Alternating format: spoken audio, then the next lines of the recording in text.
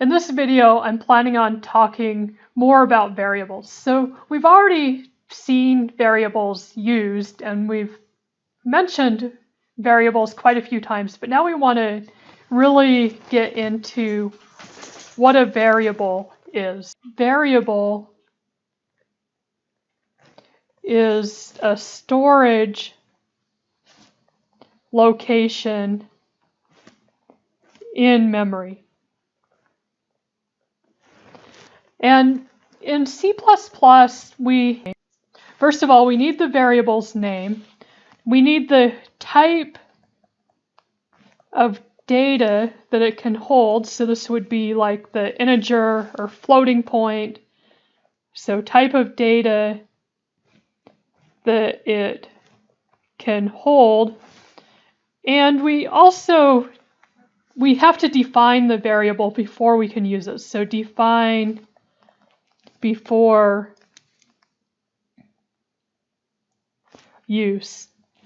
So this right here, the type of data that it will hold, basically we need to define the variable's type. And so this is why we spent quite a bit of time talking about binary numbers, because if you understand how numbers are stored and binary numbers, it makes it much easier to figure out what data type you need. You don't want to be guessing what your data type is. It's better to just know. So some examples of variables in C++, while declaring variables, is first of all int item. So what this does is the variable type is integer, so that means this is going to be holding a whole number, and item is the name of the variable.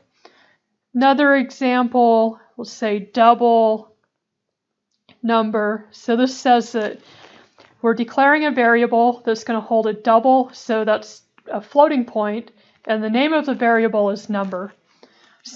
And we've seen int and double already. Some other ones are char letter. And so what this is saying is that we're going to declare a character variable, so type char, and the name of the variable is letter. Another one is string word. So what this is doing is this is declaring a string, which is basically like a word. So a string is a bunch of characters put together.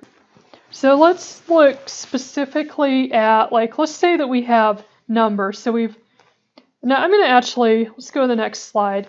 So let's say we have a variable int. So we've declared an integer called number, and we're going to store 5 to number. So let's say this is equal to 5. And so one thing I want to point out, and we've already seen this from our example program, this line here doesn't actually print anything to the screen. To print things to the screen, we need the cout. So we'd have to do cout and then number in order to print that whatever we have stored in that variable to the screen. So this right here, this is called the assignment operator. And what this does is it stores 5 to the memory location of this variable. So this stores 5 to the memory location of number. All right, so now what I want to do is talk about naming variables.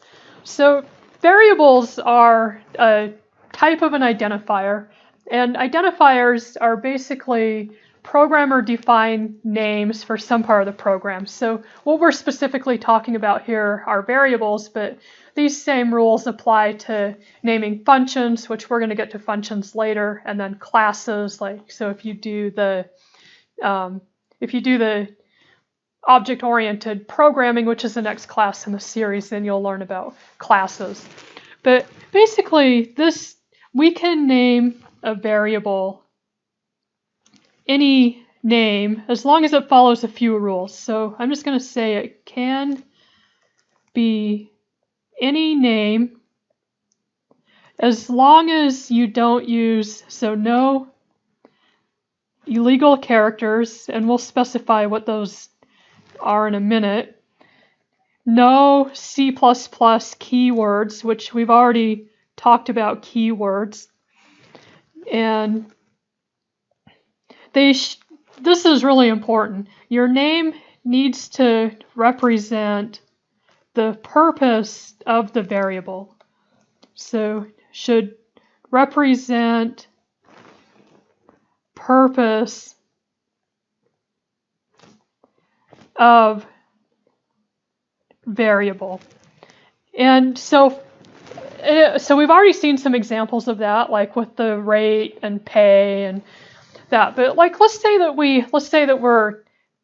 we're asking the user for the number of items ordered, or we're calculating that. We would want to use a really obvious name, like items ordered is a pretty good name. You'll also see like, so if you put together words like this, a lot of times the first word is lowercase and then the second word has a uppercase. We could also do items ordered with a underscore. So either of those would be a really good name for a variable where we're storing the number of items ordered. So whenever you declare a variable, just think about, is the name obvious? Like, is someone else who didn't write the program going to know what that variable is for? And so now let's talk about the rules, so you don't use any illegal characters. So I'm going to just start a new slide. So rules. First of all, the first character. So first character has to be alphabetical or an underscore.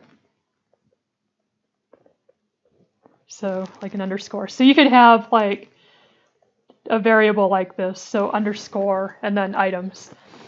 After the first, so after the first, it can be alphabetic, numbers, or underscores. And one thing to keep in mind with C++ variables is the upper and lowercase is distinct. So if, like for instance, if you had these two variables, so numbers and numbers, these are both different variables. So just really keep that in mind when you're writing your code. That can cause some confusion, especially if you're thinking that they're the same thing. And so let's look at some examples of some variable names and just see if they're valid. So first of all, let's say we have a variable that we're storing total sales. So if we have total sales, this variable is invalid because we have an illegal character. You can't have a period. So this one's a no. What about, so if we have fourth quarter sales, this one's a no because we can't start with a number. So this one's a no.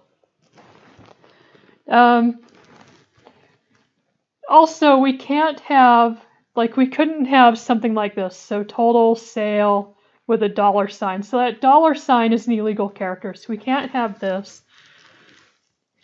But we can have, so like employee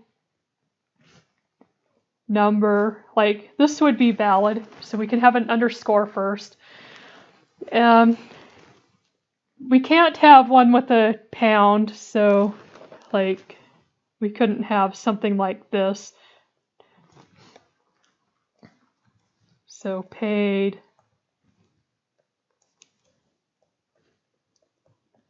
So this symbol right here is illegal to use in a variable. So basically you can have numbers, underscores, letters. Upper and lowercase are distinct, and you can't start your variable with a number. So probably the most important thing with variables is just make sure that you're using variable names that make sense. You want to think, like, when you write your variable name, or when you come up with your variable name, think, is someone else who didn't write the program going to look at that variable and know what it is just from the name?